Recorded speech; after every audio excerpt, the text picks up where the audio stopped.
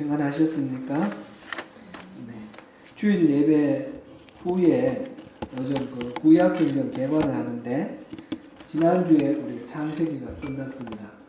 시작한 지 좀 됐지만 조금 이렇게 미뤄져가지고 지난주에 창세기가 끝났는데 성경 공부에 참석 안 하신 분들도 있기 때문에 간단하게 한번, 그리고 제가 시간이 부족해서 중요한 포인트를 또 이렇게 타치하지 못한 부분도 있어요. 그래서 살짝 한번 정리를 하겠습니다. 그리고 오늘 말씀에 이 본문이 창세기 전체를 이렇게 정리하는 부분이기 때문에 다시 한번 이렇게 살짝 살펴보겠습니다. 창세기는 50장까지 있는데 1장부터 11장까지와 12장부터 50장까지 크게 둘로 대별할 수 있습니다.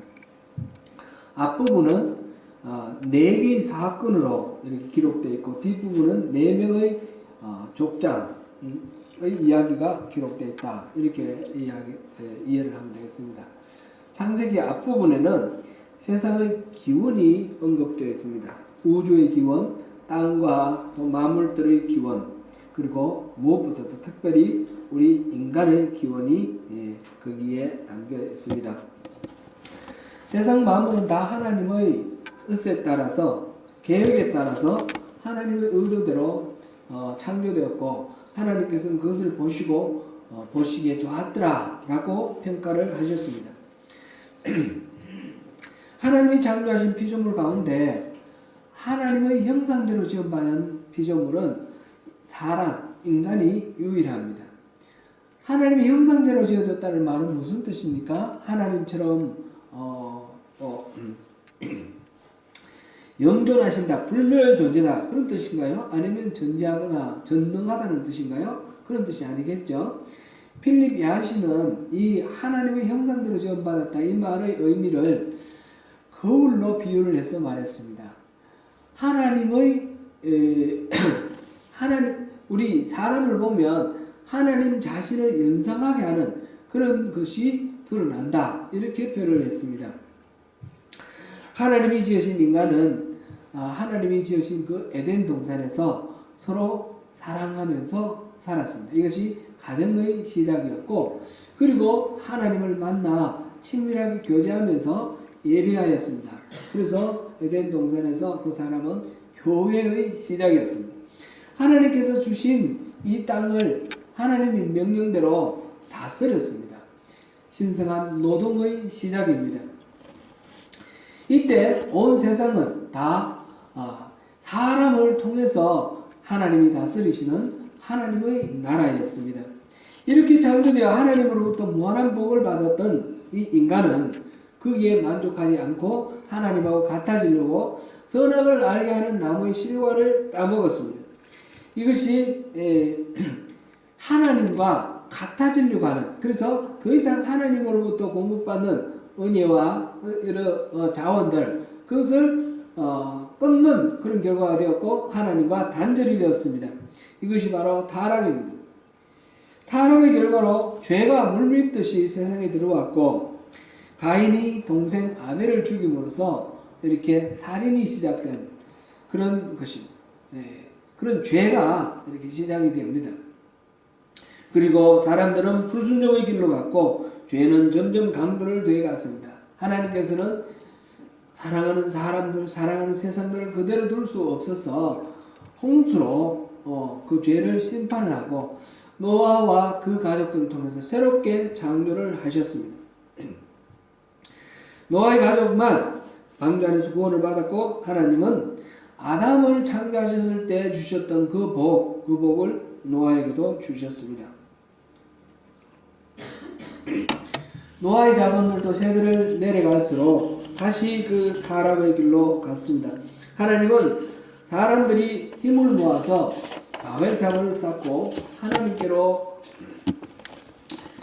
올라가려는 그 반역을 좌시하지 아니하시고 오늘을 혼잡케 해서 사람들이 서로 도와서 일하지 못하도록 흩어버렸습니다. 다만 대홍수 때처럼 그렇게 사람으로 인해서 모든 피조물이 이렇게 저주받고 멸망당하는 그런 일은 하지 아니하셨습니다. 이것이 창세기 1장에서 11장까지 나오는 네 가지 사건, 창조와 타락과 그리고 홍수 그리고 바벨탑 사건, 이 네 가지 사건입니다. 12장부터 50장까지는 네 명의 인물들을 중심으로 이야기가 전개됩니다. 하나님께서 잃어버린 하나님의 나라를 회복하시기 위해서 맨 처음 하신 일이 아브라함을 부르신 일입니다. 하나님은 아브라함을 부르시고 네 가지를 언약하셨습니다. 첫째는 새로운 땅을 주시겠다. 둘째는 자손을 번성하게 하겠다. 세 번째는 큰 나라를 이루어 주겠다. 네 번째는 복을 주겠다. 세상의 복의 근원, 복의 통로, 복덩어리가 되게 하겠다. 이렇게 말씀하셨습니다. 아브라함은 여러 가지 어려운 상황 속에서도 하나님의 이 언약을 믿고 의지하며 살았습니다. 하나님의 약속에 따라서 100살에 얻은 이삭을 하나님의 말씀대로 번제로 올려드리는 정도에까지 드리려고 하는 그런 정도에까지 하나님께 순종하였고 하나님은 그를 기뻐하셨습니다. 아브라함이 보면 헤브론에서 사라의 장지를 굳이 그 헤브론 사람 해족속 그 사람들에게 돈을 주고 샀습니다. 그리고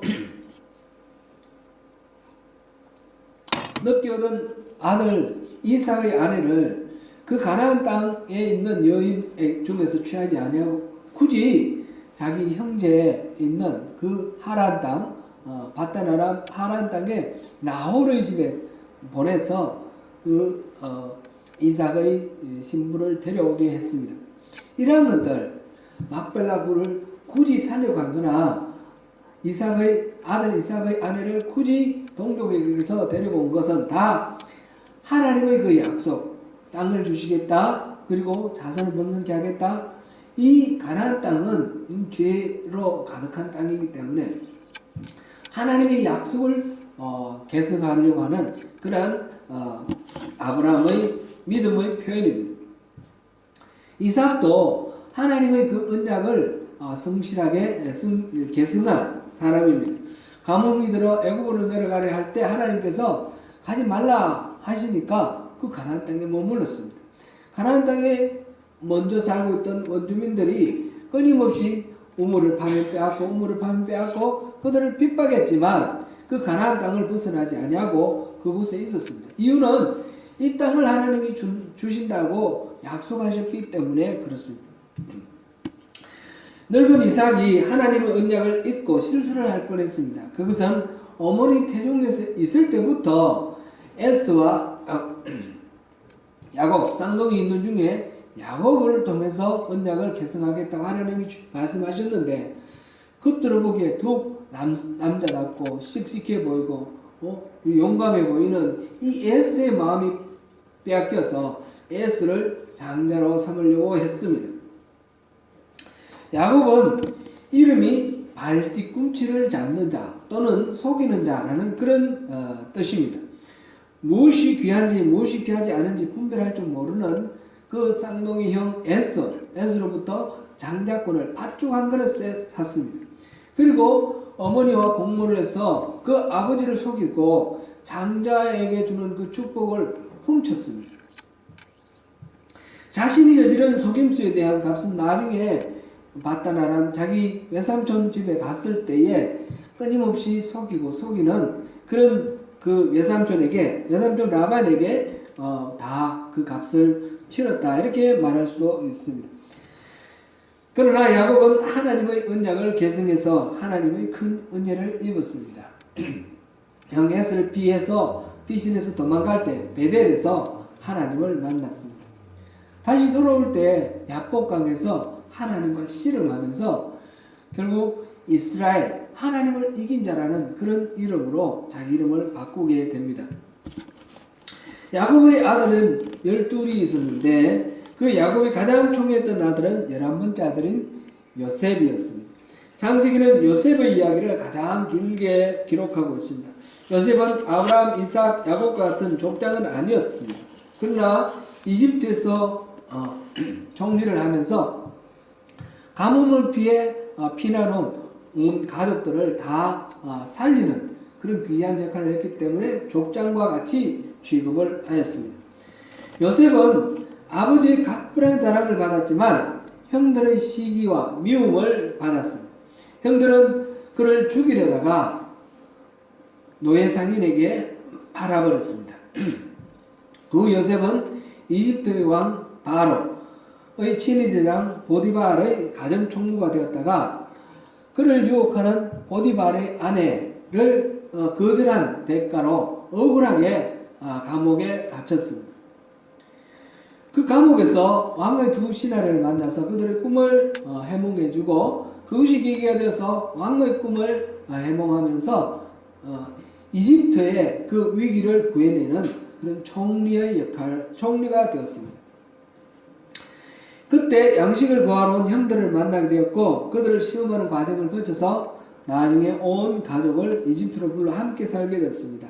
야곱의 가족들과 자손들이 애굽에 머물러 있는 400년 동안 하나님은 후손을 번성해 주겠다는 그 약속을 이루시고 이행하시는 그런 인큐베이터로 이집트를 사용하셨습니다. 약속을 처음 받은 아브라함으로부터 이삭, 야곱, 요셉 네 인물이 창세기 12장부터 50장까지 기록된 하나님의 나라를 회복하기 위한 언약의 계승자들 이야기입니다.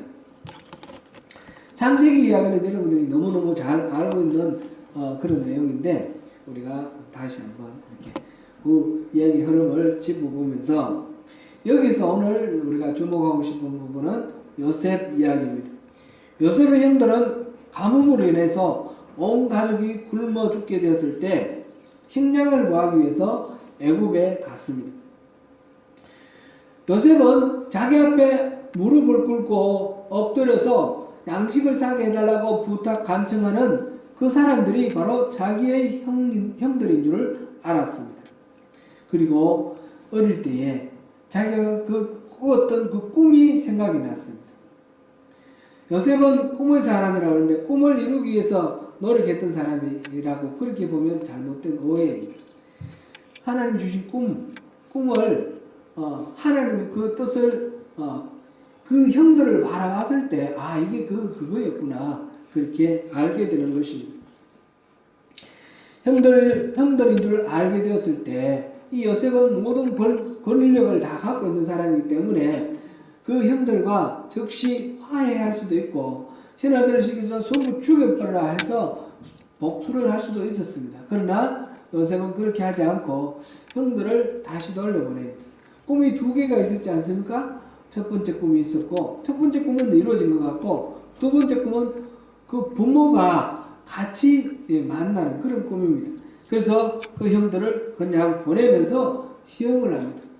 그 다음에 또 곡식을 구하려는 과정에서 형들이 진심으로 자기 동생 요셉을 팔아넘긴 것에 대해서 후회하고 회개하는 그런 마음을 갖고 있다는 것을 보고 자기 자신이 바로 그 요셉이라는 것을 밝히며 그 형들과 화해를 합니다.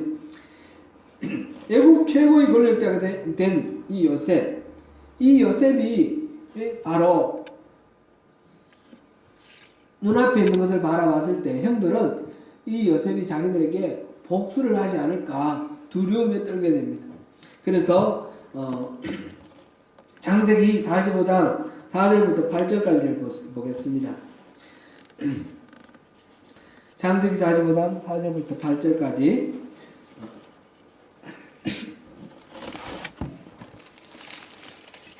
같이 한번 읽어보겠습니다. 시작. 요셉이 우리 성경을 찾아서 읽어보겠습니다.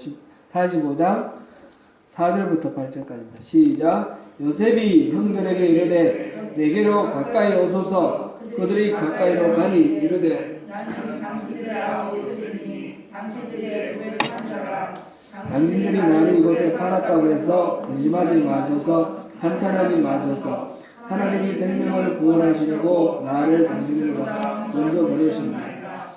이 땅에 2년 동안 6년이 들었으나 아직 5년은 가까이도 못하고 추수도 못할지라 하나님이 큰 구원으로 당신들의 생명을 보존하고 당신들의 후손을 세상에 주시려고 나를 당신들보다 먼저 보내셨나니 그런즉 나를 이리로 보낸 이는 당신들이 아니요 하나님이시라. 그 온 집의 주로 삼으시며 외국 온 땅의 통치자로 삼으신나이다. 아멘. 실제로 경험한 바는 형들이 자기를 죽이려고 하다가 노예 상인에게 팔아서 자신이 이집트로 끌려와 노예 생활을 한 것입니다. 그러나 요셉은 그렇게 형들이 팔아서 끌려온 그 삶 배후에 하나님이 일하셨다는 것을 깨달았습니다. 사람의 관점에서만 보았다면 피해자인 요셉의 그 원망과 억울함과 그 미움과 복수심이 남았겠지만 요셉은 그와 늘 함께 하셨던 하나님의 관점으로 모든 것들을 보았습니다. 그때 요셉이 노예로 팔려온 것은 야곱 집안의 생존을 위해 하나님이 미리 예비해 놓으신 것이며 오늘 이 성경을 읽는 우리가 보면 바로 이스라엘 민족이 숫자가 자손을 번성케 하겠다는 그 하나님의 약속이 이루어지는 그런 인큐베이터로 삼으셨다는 사실을 알 수 있습니다. 아버지 야곱이 늙어 이 세상을 떠났을 때 그때 일어난 일 오늘 우리가 본문으로 읽었던 50장 15절부터 21절 말씀입니다. 요셉의 형들은 그동안에는 아버지가 있었기 때문에 복수를 하지 않았지만 아버지가 죽었으니 돌아가셨으니 이제 또 동생이 복수하지 않을까 하는 두려움에 빠졌습니다. 그래서 사람을 보내서 아버지 유언이라 하고 내 형들이 내게 악을 행하였을지라도 이제는 그 허물과 죄를 용서하라 하는 말을 했다라고 알려주는 것입니다. 이것이 사실인지 아닌지는 확인이 안 됩니다. 아마 형들이 그렇게 만들어낸 말 같습니다. 그럴 때에 요셉은 그 말을 전가를 듣고 눈물을 흘립니다. 그 형들의 마음이 그 두려워하고 무수하는 그 마음이 이해가 되고 자기의 마음이 온전히 전달되지 못한 것 때문에 눈물을 흘립니다. 형들은 직접 찾아와서 엎드려 무릎을 꿇고 요셉에게 목숨을 구걸합니다. 그럴 때에 요셉이 형들에게 말합니다. 두려워 마십시오. 내가 하나님을 대신하겠습니까? 형님들은 나를 해하려 하였지만 하나님은 그것을 선으로 바꿔서 오늘과 같이 많은 백성들을 살리는 그런 일을 구원하게 하려고 그 일을 하셨습니다. 이렇게 복수하고 심판하는 그 일을 하지 않았습니다.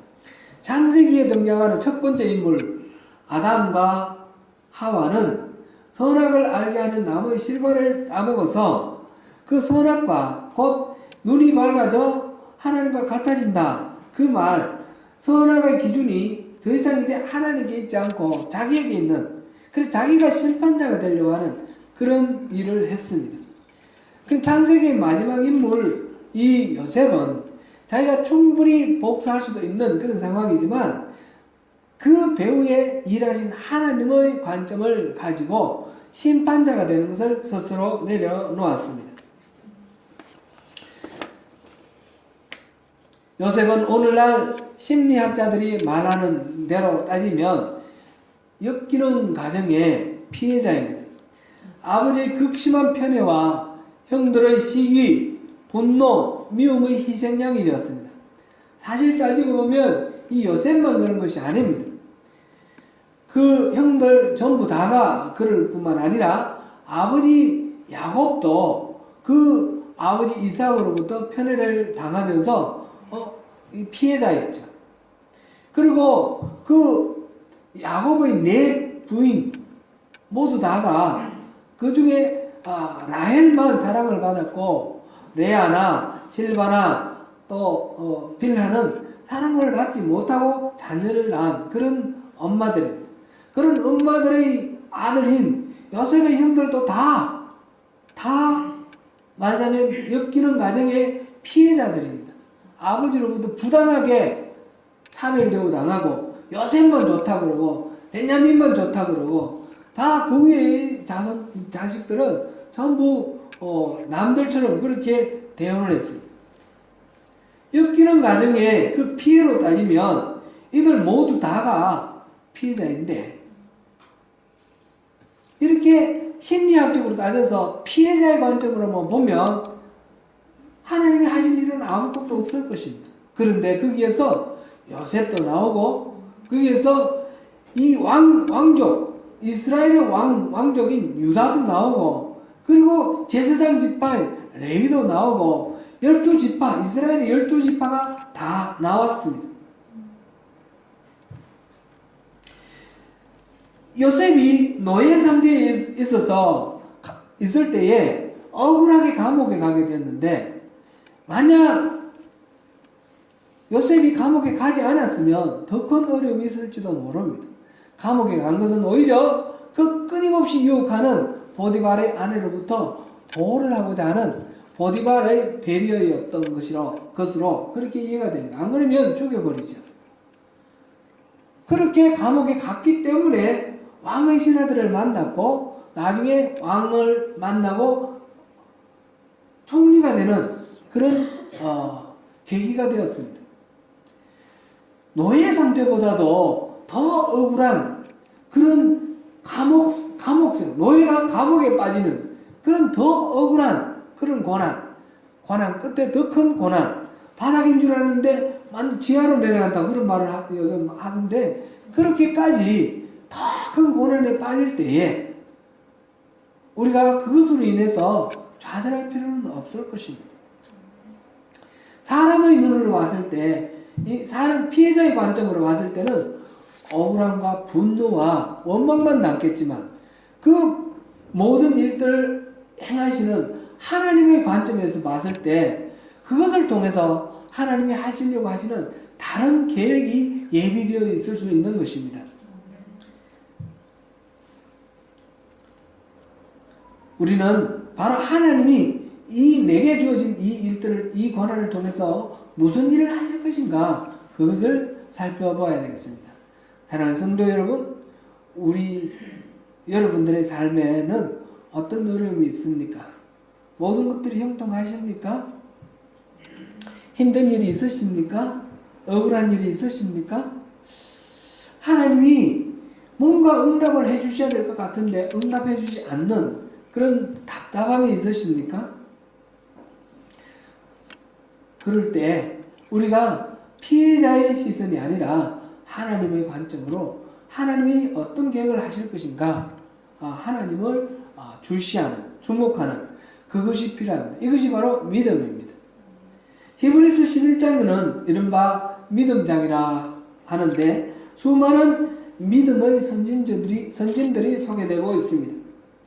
아벨이 더 나은 제사를 드린 것은 믿음 때문이라고 그랬고 에녹이 죽음을 보지 않고 하나님께로 간 것이 모두 믿음 덕분이라고 했습니다.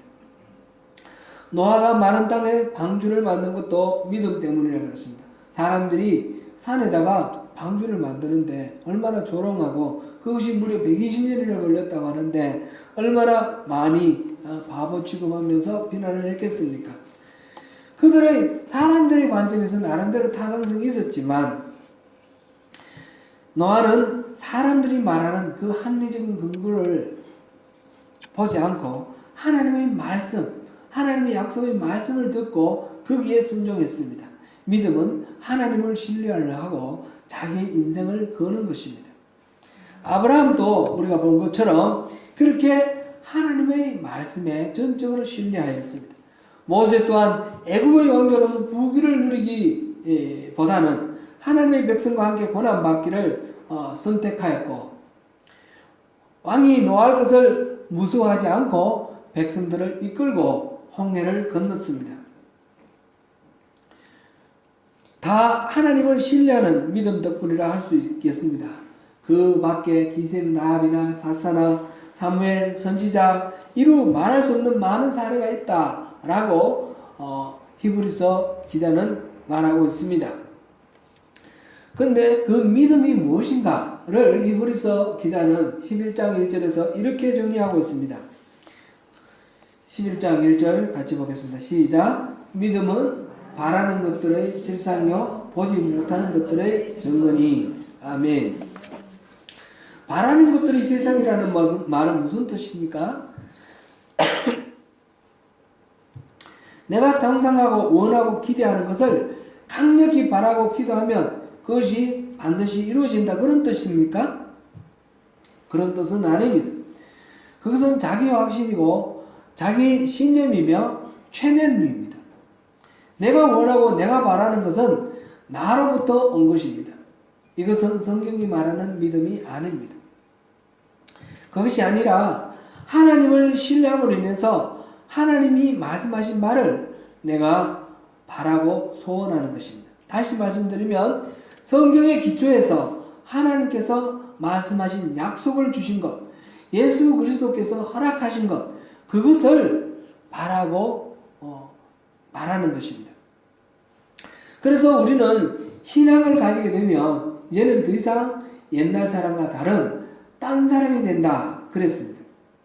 더 이상 과거에 추구했던 헛된 것들을 추구하지 않습니다. 세상의 부와 성공에 매달리지 않고 참된 가치를 추구를 합니다. 먼저 그의 나라와 의를 구하라 하신 주님의 말씀대로 주님의 나라와 주님의 의를 구하는 그런 가치관의 변화가 있어요. 그럴 때에 우리는 이전 것은 지나갔으니 보라 새 것이 되었도다. 완전히 새로운 피조물로서 새로운 존재로, 딴 존재로 생각하는 것도 다르고 바라는 것도 다르고 행하는 행동도 다른 그런 사람들이 되는 것입니다. 때로는 이 바라는 것들이 실상으로 나타나게 될 때에 많은 시간이 요구될 수도 있습니다. 그러나 하나님이 약속하는 것이라면 반드시 이루어지는 것이기 때문에 우리는 그 시간의 길이와 상관없이 하나님을 신뢰하면서 기다려야 할 것입니다. 보지 못하는 것들의 증거라는 말은 또 무슨 말씀입니까? 이것도 결국 본질적으로는 같은 말입니다. 이것도 눈에 보이지 않지만 하나님이 약속하신 것을 말합니다. 우리가 수평선을 볼 때 그냥 눈을 보면 안 보이는데 망원경으로 보면 그게 배가 떠다니는 것이 보일 수도 있고 섬이 보일 수도 있습니다. 육안으로는 안 보이지만 망원경으로는 보이는 것처럼 우리 우리 세상의 눈으로 봤을 때는 안 보이지만 하나님이 주신 믿음의 눈으로 볼 때 그 확실하게 보이는 그런 하나님의 그 약속의 세상, 그것이 있습니다. 그것이 바로 보지 못하는 것들의 증거라 이렇게 말하였습니다. 바라는 것들의 실상이나 보지 못하는 것들의 증거나 다 마찬가지로 하나님의 신실하심에 근거해서 하나님을 믿고 신뢰하는 것입니다. 오늘 우리 이 찬양 우리 같이 한번 하면서 신실하신 하나님을 우리 한번 높이면 좋겠습니다. 주님 보좌 앞에 나가 우리 한번 찬양하시겠습니다.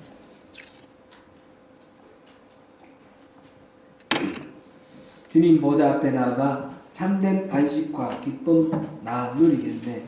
경배하며 주의 얼굴 구할 때 신실하신 주님 찬양해.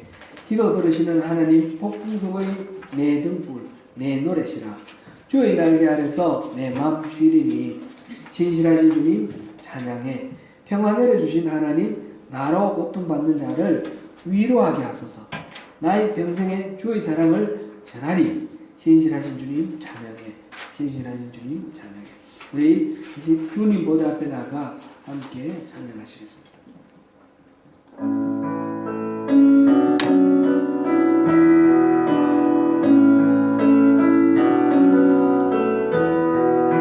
주님 보좌 앞에 나가 주님 보좌 앞에 나가 참된 안식과 기쁨 나 누리겠네. 경배하며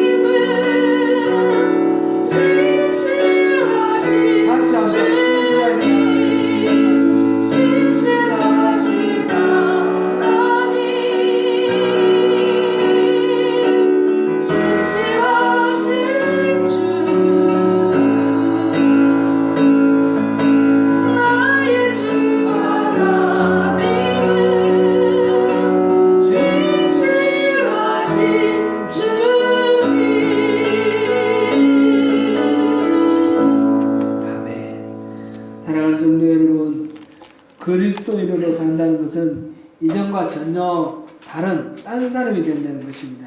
딴 사람이 되되 어떻게 딴 사람이 되는가? 하나님을 전적으로 신뢰하는 그런 사람이 된다는 것입니다. 겉으로 아무리 절망적으로 보이고 아프더라도 신실하신 하나님을 신뢰하고 하나님의 관점에서 하나님의 의도를 발견하려 한다면 우리의 지각을 뛰어넘으시는 하나님의 은혜를 우리가 경험하게 될 것입니다. 하나님을 신뢰하는 믿음으로 승리하시는 저와 여러분이 되시기를 축원합니다.